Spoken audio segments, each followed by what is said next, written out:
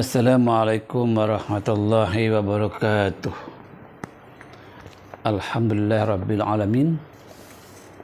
Asyhadu an la ilaha illallah wa asyhadu anna Muhammad rasulullah la nabiyya ba'da. Allahumma shalli ala Muhammad wa ala alihi wa ashabi ajmain. Siswa-siswi SMA dan SMK seluruh Indonesia, khusus SMA IT Ulil Albab di Kota Batam. Bertemu kembali dengan saya Mukhlis Dendros dalam pembahasan pendidikan agama Islam untuk kelas 11 tahun 2021-2022. Kali ini kita pada bab ketiga membicarakan tentang iman kepada kitab-kitab Allah. Rukun iman itu ada 6. Sebagaimana kedatangan Jibril alaihissalam kepada Rasulullah SAW, lalu dia bertanya, "Ya Muhammad, akhbarni anil iman." Ya Muhammad, ceritakan kepadaku tentang iman. Maka Rasul menjawab ketika itu, iman ialah engkau beriman kepada Allah, malaikatnya, kitab-kitabnya, hari akhir, para rasul, dan hari berbangkit, yang kita kenal dengan rukun iman. Beriman kepada kitab Allah, yakni membenarkan adanya kitab-kitab Allah beserta segala kandungannya, baik yang berupa hidayah, petunjuk, dan cahaya, serta mengimani bahwasanya yang menurunkan kitab-kitab itu adalah Allah sebagai petunjuk bagi seluruh manusia, dan bahwasanya yang paling agung di antara sekian banyak kitab-kitab itu adalah 3 kitab, yaitu Taurat, kemudian Injil, dan Al-Quran. Dan di antara ketiga kitab agung tersebut, yang teragung ialah Al-Quran, yang merupakan mukjizat terbesar yang diberikan Allah kepada Nabi Muhammad sallallahu alaihi wasallam. Para siswa sekalian, dalil yang menyatakan tentang Alkitab tersebut tertuang dalam firman Allah, yaitu surat Al-Fat ayat 15.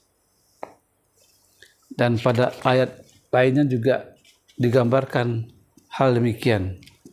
Allah berfirman, "Ya ayyuhallazina amanu aminu billah wa rasulih wal kitabil ladzi nazzala ala rasulih wal kitabil ladzi anzala min qabl wa may yakfur billah wa malaikatihi wa kutubihi wa rusulihi wal yawmil akhir faqad dhalla dhalalan ba'ida."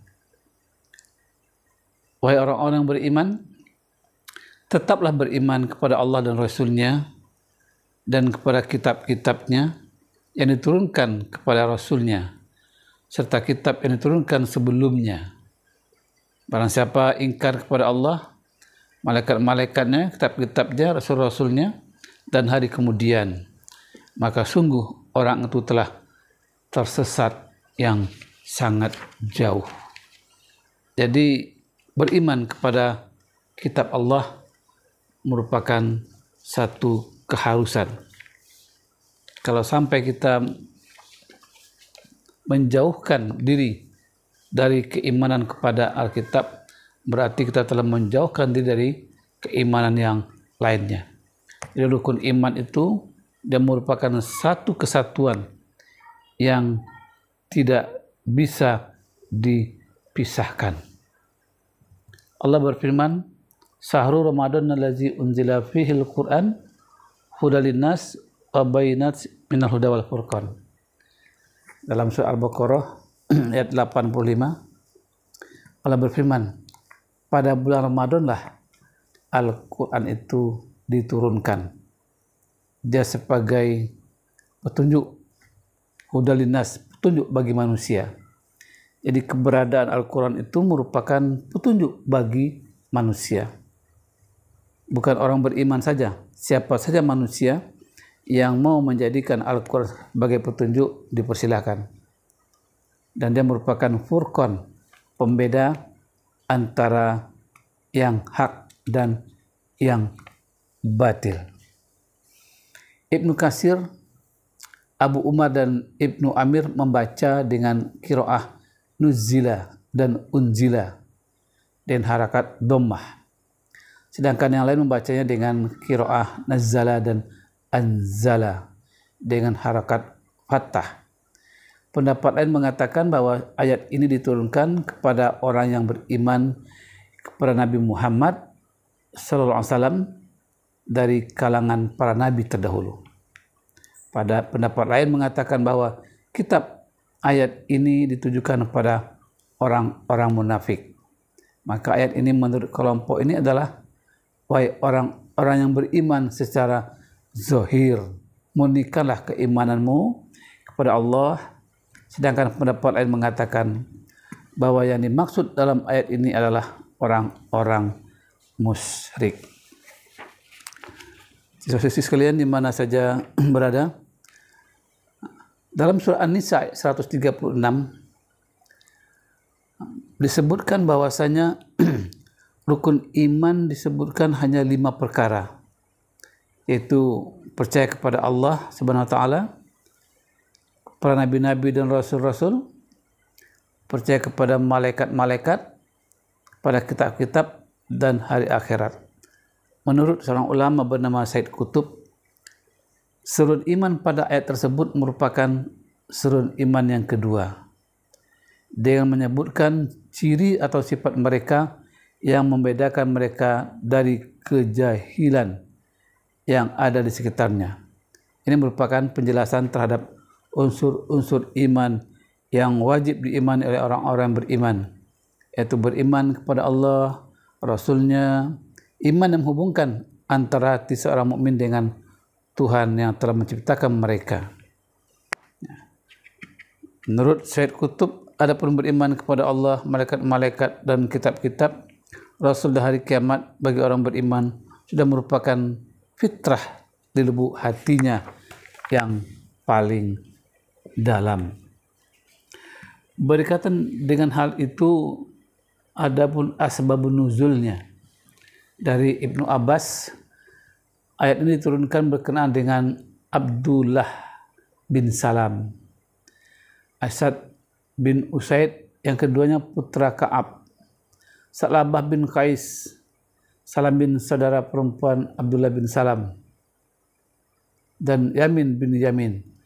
Mereka datang kepada Rasulullah dan berkata, kami beriman kepadamu dan kitabmu, kepada Musa dan Taurat, dan kepada Uzair. Tetapi kami ingkar kepada selain kitab-kitab dan rasul-rasul itu. Maka Rasulullah bersabda, bahkan hendaknya kalian beriman kepada Allah dan Rasulnya Muhammad SAW beserta kitabnya Al-Quran dan seluruh kitab yang diturunkan sebelum itu. Mereka berkata, kami tidak akan melakukannya. Maka turunlah ayat ini, kemudian mereka semua beriman, yang digambarkan oleh Mustafa Al-Maraghi dalam tafsir Al-Maraghi. Jadi kewajiban beriman kepada kitab-kitab Allah bukan hanya Al-Quran saja, tapi kitab Zabur, Taurat, Injil, dan Al-Quran. Bahkan ada pula lembaran-lembaran yang diturunkan kepada Nabi Ibrahim alaihissalam. Selama itu merupakan nas yang pasti dari Al-Quran dan hadis, maka kita wajib mengimaninya. Karena Al-Quran ini Ya, kitab-kitab yang diturunkan itu untuk petunjuk bagi manusia, dan semua agama memiliki Alkitab, tapi Alkitab yang diturunkan oleh Allah SWT ini memberikan petunjuk, pencerahan kepada manusia.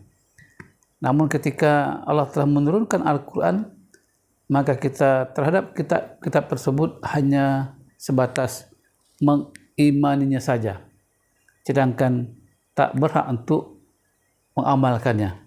Sebab kitab-kitab itu sudah banyak dirubah oleh tangan-tangan jahil manusia. Sudah banyak penyesatan. Itu makanya Allah mengajak hambanya hanya untuk mengimani, mengamalkan Al-Quran. Sedangkan beriman kepada kitab semua itu diperbolehkan, bukan suatu keharusan. Apa kata Allah? Inna nahnu nazzalna zikra wa inna lahu lahafizun. Sesungguhnya kami telah menurunkan Al-Quran dan kami menjaga kesempurnaannya sampai akhir zaman. Sedangkan kitab sebelumnya itu tidak ada jaminan dia akan tetap terjaga sampai akhir zaman.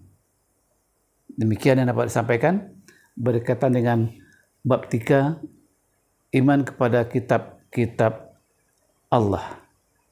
Dukung channel dakwah dan pendidikan ini dengan like, share, dan subscribe. Demikian, lebih kurangnya mohon maaf. Wabillahi taufiq wal hidayah. Assalamualaikum warahmatullahi wabarakatuh.